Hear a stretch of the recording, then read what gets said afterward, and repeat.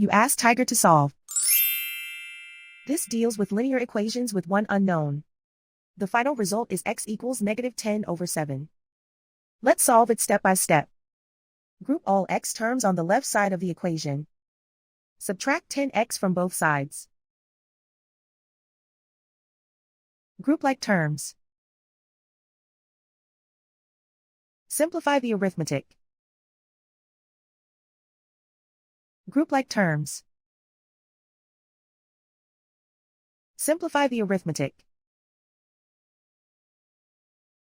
Group all constants on the right side of the equation. Subtract 2 from both sides. Simplify the arithmetic.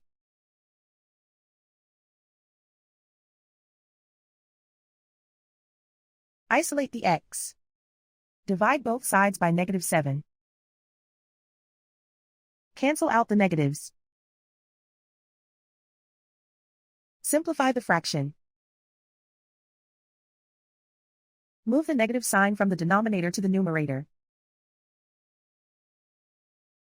And so the final result is x equals -10/7.